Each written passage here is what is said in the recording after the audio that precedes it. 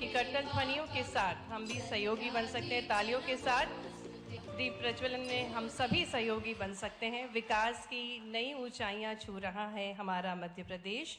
आज वो शुभ अवसर है जब मध्य प्रदेश के 8 करोड़ नागरिकों की आकांक्षाओं को पूर्ण करने के लिए माननीय मुख्यमंत्री जी ने प्रदेश की कमान संभाली थी और अपनी नवीन दृष्टि से और नई ऊर्जा से विकसित मध्य प्रदेश का निर्माण किया था। और जैसा कि हम सभी को विदित है, जन कल्याण का पर्व हम बना रहे हैं 11 दिसंबर से 26 दिसंबर तक, और जिसके अंतर्गत आज भोपाल संभाग को अनूठी सौगातें माननीय मुख्यमंत्री जी का जोरदार तालियों के साथ हम हार्दिक स्वागत, हार्दिक अभिनंदन करते हैं। मंच पर सम्मानीय अतिथिगणों का हार्दिक स्वागत है, हार्दिक अभिनंदन है। जन कल्याण के इस पर्व पर आज भोपाल संभाग को 758 करोड़ रुपए की लागत से विभिन्न विकास कार्यों की सौगात प्राप्त होने जा रही है। हम मंच पर माननीय मुख्यमंत्री जी का हार्दिक स्वागत, हार्दिक अभिनंदन करते हैं।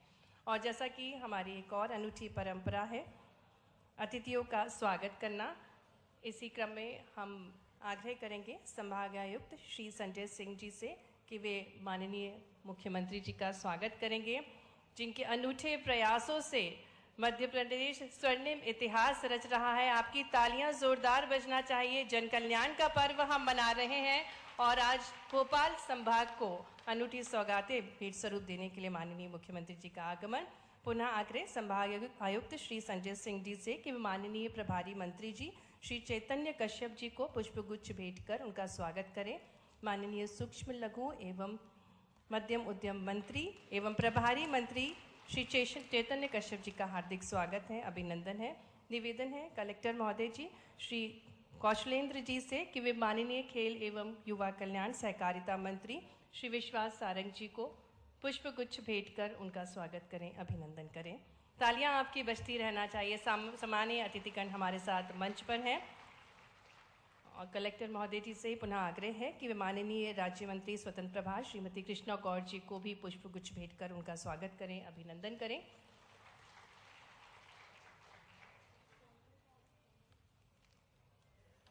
और आग्रह करेंगे आयुक्त महोदय नगर निगम हरेंद्र सर से कि वे माननीय विधायक रामेश्वर शर्मा जी को पुष्पगुच्छ भेंट कर उनका स्वागत करें। साथ ही में माननीय विधायक श्री भगवान दास सबनानी जी को पुष्पगुच्छ भेंट कर उनका स्वागत करें।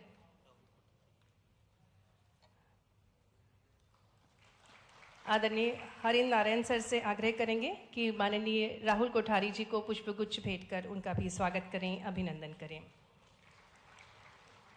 और एक बार जोरदार करतल ध्वनियों से मंच पर सम्मानीय अतिथिगणों का हम पुनः हार्दिक स्वागत, हार्दिक अभिनंदन करते हैं। और अब मैं आग्रह करती हूँ संभाग आयुक्त श्री संजीव सिंह जी से कि वे कार्यक्रम के बारे में हम सभी को बताएं और स्वागत उद्बोधन देने की कृपा करें।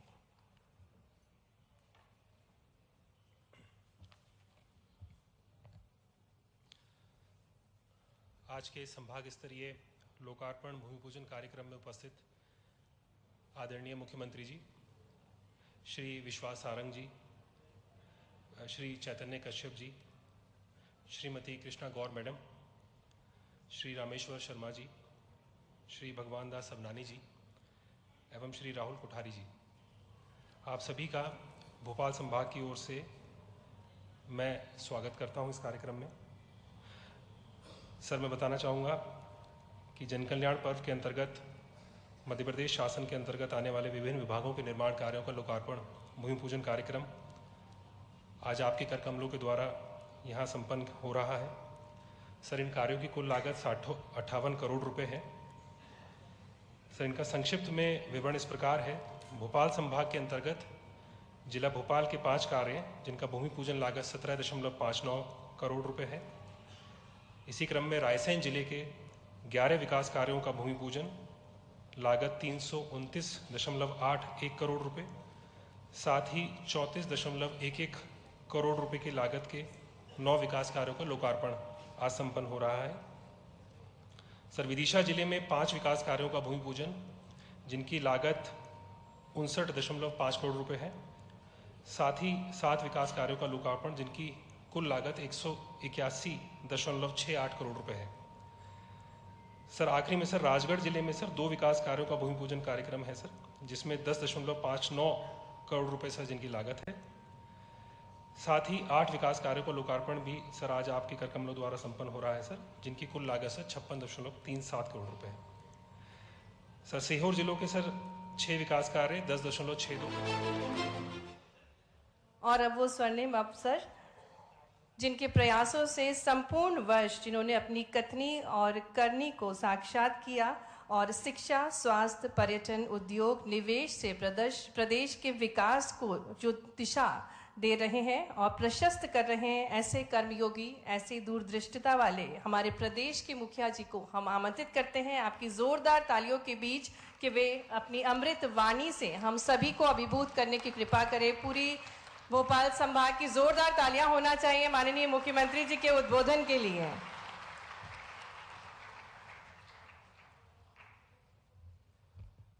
जन कल्याण पर्व के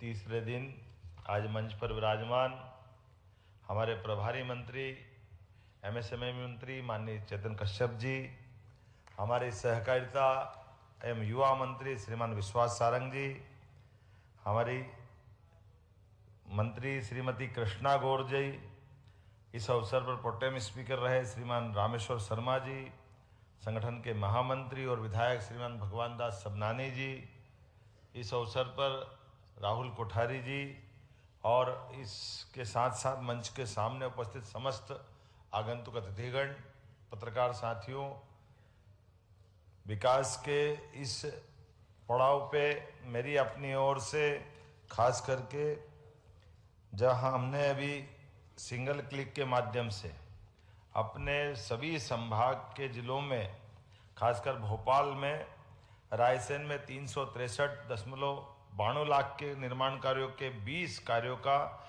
लोकार्पण भूमि पूजन किया। मेरी अपनी ओर से रायसेन के इन कामों की भी बधाई। 241 करोड़ के विदिशा में होने वाले 12 विभिन्न विकास कार्यों का भी लोकार्पण भूमि पूजन हुआ। तो विदिशा के भी सभी मित्रों को बधाई, विदिशा जिले के लोगों को बधाई। सीहोर में 68 करोड़ 28 लाख की लागत से 23 अलग अलग कामों का लोकार्पण भूमि पूजन हुआ। आप सभी मित्रों के साथ सीहोर के लोगों को भी बधाई देता हूं। राजगढ़ में 67 करोड़ 92 लाख की लागत से कुल 10 विभिन्न प्रकार के विकास कार्यों का लोकार्पण भूमि पूजन हुआ। मैं राजगढ़ के लोगों को भी बधाई देना चाहूँगा। और भोपाल के 17 करोड़ 55 लाख मिला करके, जिनके 6 काम अलग अलग प्रकार के, कुल 757.29 करोड़ के 70 कार्यों का लोकार्पण भूमि पूजन हुआ। एक बार पूरे संभाग के लिए मेरी अपनी ओर से बधाई, अभिनंदन। मित्रों, जैसा कि आपकी सबकी जानकारी है, आज का दिन एक सरकार के एक कार्यकाल के 1 वर्ष का पूरा होने वाला दिन है और उसी के साथ साथ हमने इस आयोजन को 2 तरह से बनाया। एक जन कल्याण के पर्व का पखवाड़ा जो 11 दिसंबर से लेकर 26 दिसंबर तक चलने वाला है और एक 11 दिसंबर से 26 जनवरी तक जो हमारी विभिन्न जनहितैषी योजनाएं, उन योजनाओं के बलबूते पर हर वार्ड, हर गली मोहल्ले, 55 ही जिलों में पूरे प्रदेश के नीचे तक, गांव-गांव, गली-गली, मोहल्ले-मोहल्ले, फालिया, जहां भी कोई निवासी है मध्य प्रदेश का, उसके घर के अंदर कोई विकास की दरकार है, वो हितग्राही हमारा है, उसको जरूर जोड़ करके हमने इस योजनाओं का लाभ दिलाने के लिए बड़े पैमाने पर सघन अभियान चलाया। मेरी अपनी ओर से सरकार के सभी लोगों को बधाई देना चाहता हूं, सभी जनप्रतिनिधियों को बधाई देना चाहता हूं, जिसके भरोसे से ये समूचा पखवाड़ा हमारा एक नया प्रकार का आकार लेगा।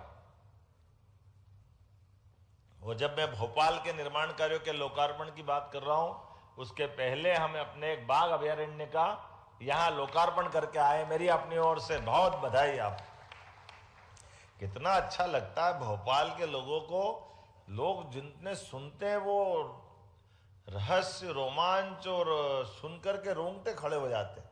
हम कहते हैं आओ भोपाल में, हमारे भोपाल के लोगों का जीवन शैली, उसका आनंद भी लो। लेकिन कई सड़क भोपाल की ऐसी है जहां दिन में मनुष्य चलते, रात में बाघ चलते हैं। ये दुनिया में कहीं नहीं होता, हमारे अपने भोपाल में होता है। सह अस्तित्व की भावना का ये जो अनुपम उदाहरण है, ये वाकई अनूठा भी है, थोड़ा अलग हटके भी है। और केवल भोपाल में यही नहीं है, बाघ अभयारण्य की बात करें, राजा भोज का वो भोज मंदिर जिसके बलबूते पर दुनिया के अंदर सबसे बड़ा शिवलिंग, वो आनंद के साथ हमारी गौरवशाली सांस्कृतिक विरासत की धरोहर है। मैं बधाई देना चाहूंगा और उम्मीद करेंगे हमारे सुरेंद्र पटवा जी वहां के विधायक हैं और हमारा सारा मंच मिलकर के हमारे भोजपुर के उस स्थान के लिए भी कोई अलग से योजना बना करके उसको पर्याप्त रूप से समाज और दुनिया के सामने लाने की जरूरत है। मुझे इस बात का आनंद है, उस पर हम काम कर रहे हैं। और जब भोपाल के विकास कार्यों की सुविधा की सौगात की बात कर रहे हैं तो भोपाल समग्र रूप से बड़ी संभावना वाला स्थान है। इसलिए हमारी सरकार बनने के बाद हमने कहा भोपाल की राजधानी केवल भोपाल की नहीं है, भोपाल की राजधानी देश का दिल है। इसलिए इसका जो आनंद है, इसके लिए जो जो हो सकता है वो सब कुछ करने के लिए तैयार है। मेरी अपनी ओर से भोपाल के लिए वाकई में अभी हमने कहा कि अगर राजधानी का विभिन्न मार्ग हैं, उन मार्गों से प्रवेश होकर यहाँ आते हैं तो प्रत्येक प्रवेश मार्ग को गौरवशाली अतीत से जोड़ने की जरूरत भी है। मध्य प्रदेश का गौरवशाली इतिहास सम्राट विक्रमादित्य से जोड़ता है और विक्रमादित्य मध्य प्रदेश से निकल करके देश और दुनिया में अपनी साख बनाते, धाक बनाते हैं। एक द्वार विक्रमादित्य के नाम पे बनाया जाएगा। एक द्वार राजा भोज, जिनकी अनूठी उनकी विद्वत्ता की अलग अलग प्रकार की पुस्तकें भी है। बहुत कम राजा हैं, विक्रमादित्य के बाद राजा भोज, दोनों के बीच 1000 साल का अंतर है। लेकिन 1000 साल पहले अर्थात आज से 1000 साल पहले कोई कैसा व्यक्तित्व होगा जिसकी अपनी विद्वत्ता के लिए, ज्ञान के लिए, विज्ञान के लिए उस काल में भी उन्होंने अपनी पुस्तक में आयुर्वेद, शस्त्र, शास्त्र, साहित्य, सभी प्रकार की औषधियां, कोई चीज छोड़ी है क्या? सारे क्षेत्रों में समान रूप था, वाकई अद्भुत था। और एक साथ राजा भोज ने 2 बड़े बड़े युद्धों को जीता है। जो एक तत्कालीन समय में गांगेय का राज्य कहलाता था और एक राज्य तेलप का कहलाता था। तो एक बार में एक साथ एक राजा 2 युद्ध और बड़े बड़े राज्यों को हरा दे, पूरे देश और दुनिया में वो कहावत चल गई थी, कहां राजा भोज, कहां गांगेय तेलप। ये तो अपना अपभ्रंश हो गया दुर्भाग्य से कि बाद में हमने उसकी कहां से कहां बना दी, कहां राजा भोज और हम क्या कहते हैं। ये इतना बड़ा पराक्रम हमारे, ये बड़े दुर्भाग्य की बात है। इतनी बड़ी विजय, जिस विजय ने देश और दुनिया के बीच भोज के साम्राज्य की विजय पताका कहां से कहां पहुंचा दी। और कौन सा काम छोड़ा भोज ने। भोज के बारे में कहा जाता था कि वो अपने कवियों को हर साल कवि सम्मेलन बुला करके कवियों की धारा, संस्कृति से जुड़े, साहित्य से जुड़े, उत्कृष्ट हो, उम्दा हो, बेहतर से बेहतर हो तो पुरस्कार देते थे। तो विश्वास जी पुरस्कार कैसे देते थे? कविता की एक पंक्ति के एक एक शब्द पे एक एक सोने की ईंट भेंट करते थे। ये क्या दान करने का और क्या पुरस्कार देने का जमाना होगा। अगर अच्छी पंक्तियां हैं और अच्छी पंक्तियों में शब्द है तो उनके उदाहरण है कि गाड़ी भर करके सोने की ईंट दान कर दी। ये हमारा विक्रमादित्य के बाद राजा भोज का इतना उत्कृष्ट काल था। दानशीलता के बलबूते पर, न्यायप्रियता के बलबूते पर, वीरता के बलबूते पर ये जो गौरवशाली मध्य प्रदेश की विरासत है। और ये भोपाल का तालाब तो आज भी आधुनिक समय में निर्माण की कला के लिए, खासकर बांधों के लिए, पानी के संरक्षण के लिए अद्भुत है। हमारे सारे अभी आधुनिक समय के इंजीनियर के बनाए बांधों के लिए ये रिसर्च स्टडी का एक बड़ा केस है। कैसे इतना पानी का संग्रह हो जाए और नगर का कोई बाल बाका नहीं हो। पानी का डिस्चार्ज एक बहुत छोटी सी राशि से जाता है। आमतौर पर जितने बांध बनते हैं वो बांध मेन जल राशि को रोक करके बनते हैं आज के जमाने, जिसका दुष्परिणाम आता है कि सीमेंट सरिये से बनाने वाले बांध भविष्य में डैमेज होते हैं और कोई कारण से बहता है। तो अपना देश का इतिहास है, मोरवी का बांध, ऐसे कई बांध है जिसके कारण से फिर वो बड़ी जलराशि नीचे जाती है तो डाउन स्ट्रीम में जितने लोग रहते हैं सारे भारी कष्ट पाते हैं। लेकिन ये कितनी अच्छी तकनीक है खर्चा कम, काम ज्यादा और भविष्य के नुकसान की तो संभावना ही नहीं। ये जो तकनीक है वास्तव में आज हमारे सबके बीच में नए प्रकार से उस गौरवशाली अतीत से जोड़ती है। जो कहते हैं पश्चिम के लोग जो कुछ है हमारा है, हमने भारत वालों को दुनिया को सिखाया है, ये उनके मुंह पर अपने आप में बहुत अलग प्रकार की घटना की याद दिलाने वाला एक उदाहरण है। आज के इस अवसर पर मैं, चूंकि ये बात सही है कि सरकार तो बनती है जनता के वोट से और सरकार के साथ सरोकार समाज का होता है और सरकार और समाज के बीच में हमारे 1 वर्ष 2 वर्ष 3 वर्ष जब भी निकलते हैं तो ये हमारे वोटों की ताकत के आधार पर जनता ने जो भरोसा व्यक्त किया उस भरोसे से एक दिशा बनती है।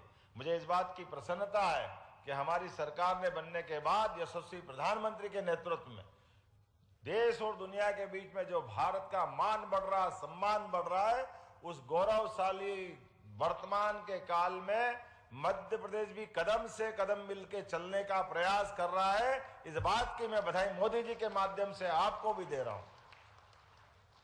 जब दुनिया के नक्शे पे हम देखते हैं, दुनिया के नक्शे पे वर्तमान के हालात में चारों तरफ अलग प्रकार का वातावरण है। ऐसे 200 से ज्यादा देशों में एकमात्र दुनिया का सबसे युवा और बड़ा देश, जो सबसे बड़ा गणतांत्रिक देश भी है, जिनने अपने वोट से, अपनी जनता की चुनी हुई ताकत के भरोसे से, दुनिया के अंदर अपनी राजसत्ता के भरोसे से भारत का मान सम्मान बढ़ाया। ऐसे समय में हमारी अच्छाई भी हम बांटें, लेकिन अपने कौशल से, कला से, ज्ञान से, अपने गौरवशाली अतीत से, सनातन संस्कृति से सबसे अच्छी बातों की सीख लेते हुए हम लगातार आगे बढ़ते रहेंगे। इस संकल्प के साथ मैं पुनः आप सबको बधाई देता हूं। बहुत बहुत धन्यवाद। भारत माता की जय। बहुत बहुत धन्यवाद माननीय मुख्यमंत्री जी। और निश्चित ही आपके मार्गदर्शन में, आपके नेतृत्व में मध्य प्रदेश स्वर्णिम गाथाएं लिखेगा।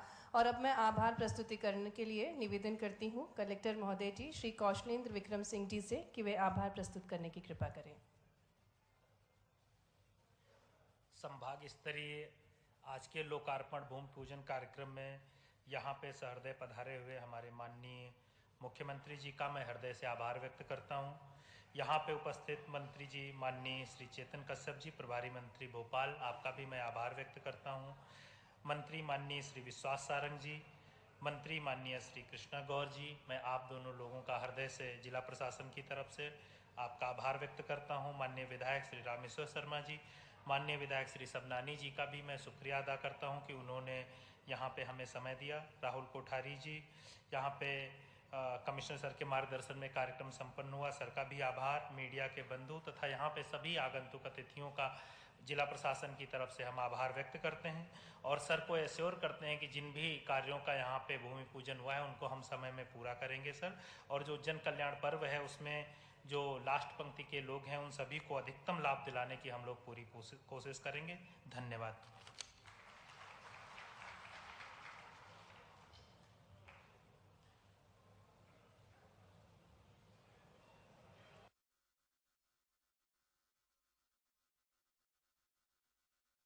मुख्यमंत्री जी का, माननीय प्रभारी मंत्री जी का, माननीय खेल एवं युवा कल्याण मंत्री जी का, माननीय कृष्णा गौर जी का, अभिनेता रणदीप हुड्डा, विश्वास सारंग जी, आपका अभिनंदन करता हूं। इस अवसर पर मंत्री माननीय तुलसी सिलावट जी, आपका भी स्वागत अभिनंदन। हमारे एक और मंत्री श्रीमती कृष्णा गौर जी, आपका भी स्वागत अभिनंदन। माननीय महापौर श्रीमती मालती राय जी, आपका स्वागत अभिनंदन। भगवान यहाँ बैठे हैं फिर बचेगा क्या, जोरदार अभिनंदन भगवान दास सबनानी जी के लिए। और सभापति किशन सूर्यवंशी जी, मैं लास्ट में एक नाम बोल रहा हूँ जिसके कारण से उनका हमारा डबल रिश्ता हुआ है और वो डबल रिश्ता ये है कि हुड्डा जी अब अपने मध्य प्रदेश के भी हुए हैं। मुझे इस बात का आनंद है, हरियाणा से, वो हरि की भूमि है। हरि की भूमि से आपने अपने अभिनय की एक अलग पहचान अलग जगाते हुए बम्बई के उस चित्रपट संसार में अपनी उपस्थिति दर्ज कराई।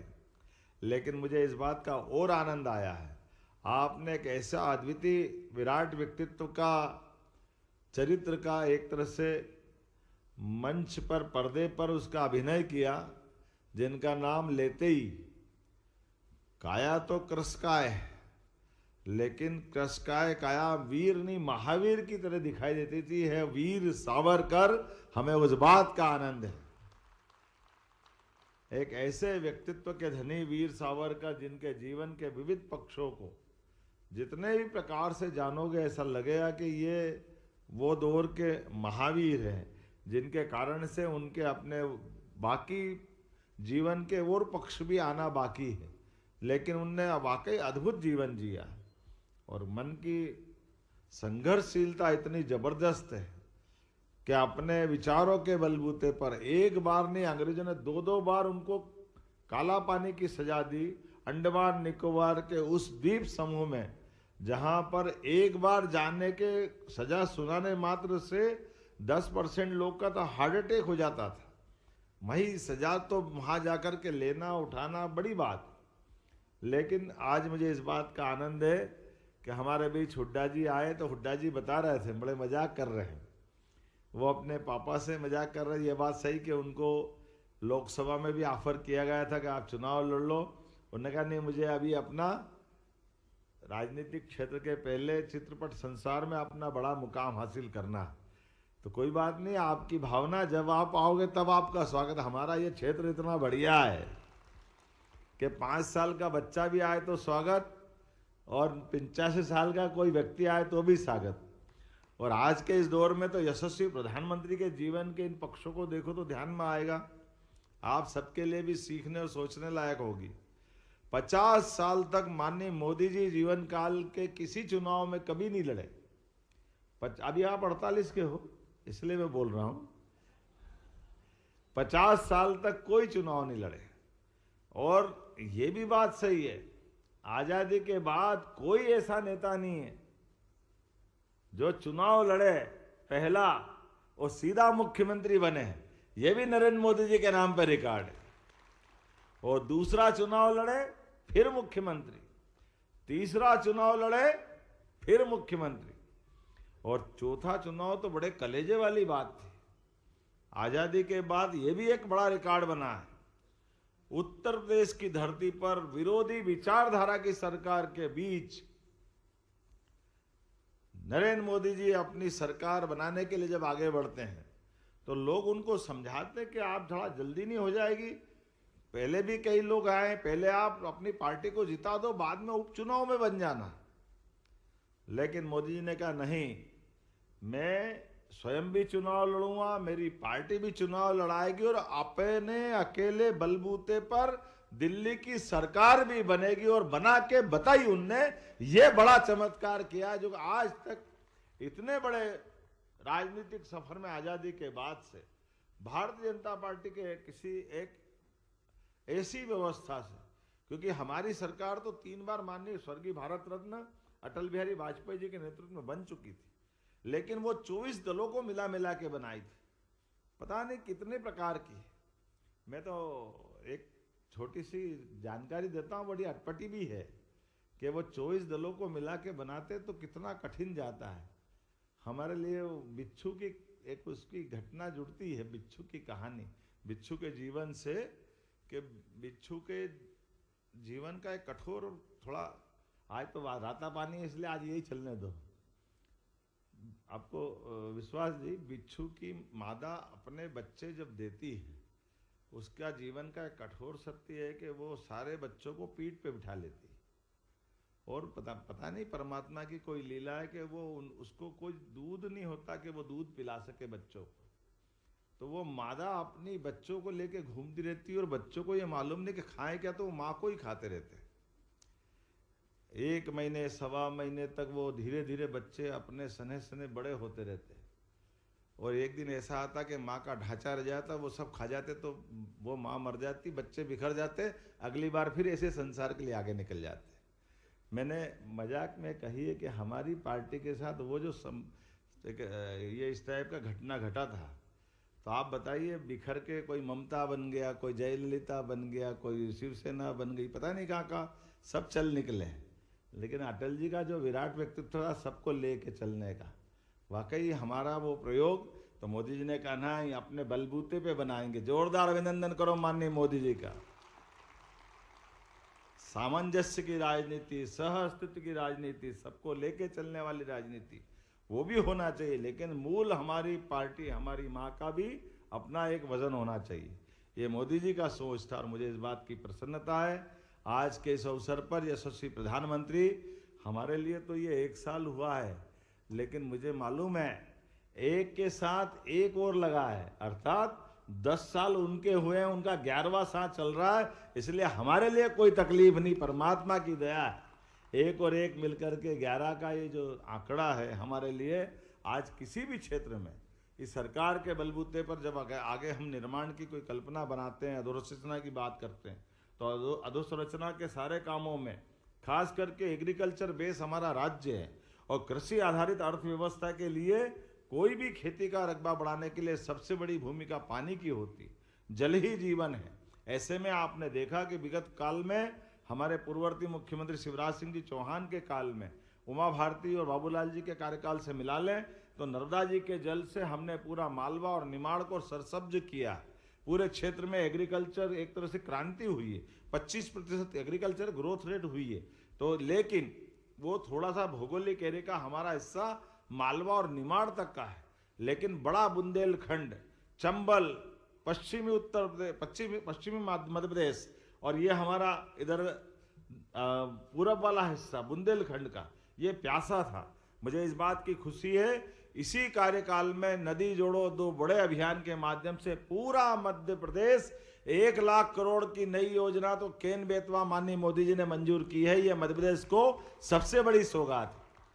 और राजस्थान के साथ मिलकर के पार्वती काली सिंध चंबल पे 75,000 करोड़ की उस जल राशि के माध्यम से राजस्थान को भी हरा भरा करना है और मध्य प्रदेश के भी 10 जिले जो इस पानी का पूरा लाभ लेंगे।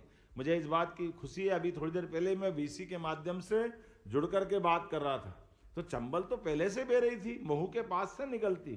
चंबल हमारी अपनी बेटी है मध्य प्रदेश की, जो आगे जाकर के विराट व्यक्तित्व और कैसा उनका धारा बनती है। लेकिन चंबल की उस धारा में हमारी इस योजना के माध्यम से अब चंबल अपना आगे का सफर करेगी। उसके पहले इंदौर जिले के देपालपुर की हमारी जमीन पे वो अपनी सिंचाई की क्षमता का आशीर्वाद देके आगे बढ़ेगी। ये चंबल की आगे धारा और आगे बढ़ेगी तो उज्जैन के यहाँ बड़नगर के पास में चंबल और चामला दोनों नदियों के संगम के स्थल पर डैम बनेगा, एक उसका लाभ मिलेगा। एक तरह से ये 2 जिलों को पूरे करते करते जब आगे अपनी धारा बढ़ाएगी तो जैसे राजगढ़ के पास पार्वती का बड़ा डैम बना है और उसके बाद आगे हमारे को मालूम काली सिंध का शाजापुर और उस तरफ का हिस्सा है, ये सारे के सारे हिस्से से हमारा शाजापुर, राजगढ़, शिवपुरी, गुना, उधर से आप नीचे चले आओ श्योपुर, मुरैना, आगर, उज्जैन, पीने का पानी, सिंचाई का पानी, ये पूरा इलाका एक साथ आनंद के साथ नए दौर में पहुंचने वाला है। मुझे इस बात की प्रसन्नता है। अपनी सरकार का सबसे बड़ा एक निर्णय मुझे ध्यान में आता है कि जब पानी मिल जाए तो हमारा पलायन रुकता है। जब खेतों में पानी आ जाए तो धरती माता अपने आप अपने आंचल से सभी प्रकार के अन्न धन्य भंडार के भंडार भरने के लिए तत्पर हो जाती है। तो सच्चे अर्थों में हमने तय किया है कि चंबल और बुंदेलखंड का जो बेल्ट है, जिसके कारण से हमारे अपने मध्य प्रदेश में कहीं ना कहीं आर्थिक विपन्नता की स्थिति है, तो विपन्नता से संपन्नता का मार्ग सिंचाई की क्षमता बढ़ाने से आता है और सिंचाई की क्षमता का संकल्प परमात्मा की दया से 1 साल के अंदर पूरा हो रहा है। इसलिए अपने इस पूरे अभियान का एक तरह से समापन का जो 25 तारीख का स्वर्गीय भारत रत्न अटल बिहारी वाजपेयी जी की जो जन्म जयंती आएगी और इस संयोग से इस बार उनकी जन्म जयंती 100वीं जयंती के साथ जुड़ेगी। ये 100 वर्ष उनके पूरे हो रहे हैं, तो 100 वर्ष को ऐतिहासिक बनाने के लिए स्वयं नरेंद्र मोदी जी, हमारे माननीय प्रधानमंत्री जी हमारी मध्य प्रदेश की धरती पर आकर के आशीर्वाद देकर के पूरे आयोजन के हिस्सेदार बनेंगे। मैं उनका स्वागत करता हूं, अभिनंदन करता हूं। इसलिए आज के इस विरासत से विकास की ओर बढ़ते कदम के आधार पर हम सब संकल्प करें, हमारे प्रदेश के एक एक नागरिक के जीवन में बेहतरी के लिए, एक एक युवा की जिंदगी में उसके सपनों के सारे सच होने वाले अध्याय लिखने की कहानी के लिए हम और आप मिले, बच्चे जिस दिशा में आगे बढ़ना चाहे मध्य प्रदेश के, अब उनको बाहर जा करके उनके अपने हाथों में हुनर और होने के बाद काम मांगने की जरूरत नहीं पड़ेगी। चाहे आईटी सेक्टर हो, चाहे हेल्थ का सेक्टर हो, चाहे आर्कियोलॉजी का हो, जीवन के जिस भी क्षेत्र में आगे बढ़ने चाहें, हमारे सारे लोगों को यही काम मिले और हम देश की बेहतरी में मध्य प्रदेश का बड़ा योगदान दें। इस भावना के साथ पूरे आयोजन के लिए शुभकामना। बहुत बहुत धन्यवाद। भारत माता की जय। धन्यवाद सम्माननीय मुख्यमंत्री महोदय। और आभार प्रकट करने के लिए हम संचालक संस्कृति श्री एनपी नामदेव जी से आग्रह करते हैं।